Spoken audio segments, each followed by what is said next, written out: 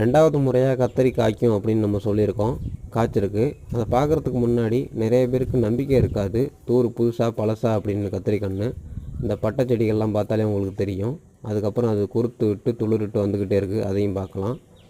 மற்ற செடிகளையும் பாருங்கள். இப்போ ஒரு 2-3 காய் விட்டுருக்கோம் அந்த தூர். அதையும் நம்ம காமிச்சிருவோம். இயற்கை வேளாண்மையாகட்டும் இல்லை செயற்கை வேளாண்மையாகட்டும், நம்ம ஆளுங்க அந்த சீசன் முடிஞ்சதோட அதை பறித்து எரிஞ்சிருவாங்க.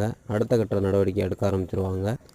ஆனால் நாம் ஒரு வீட்டு காய்கறி தோட்டத்தில் ஒரு கத்தரி எத்தனை வருஷம் காய்க்கும் அல்லது எத்தனை மாதங்கள் காய்க்கும் அதை சோதனை பண்ணுறதுக்காகவே அப்படியே விட்டு வச்சுருக்கோம். ஒரு 10 - 12 தூர்களோட கணத்தை பார்த்தாலே உங்களுக்கு நல்லா தெரியும்.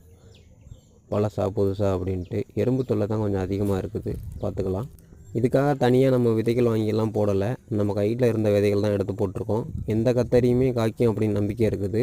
இந்த தூரில் பாருங்கள், நல்லாவே கிளைகள் வெடிச்சிருக்குது. மேலே உள்ளதெல்லாம் பழைய குருத்து.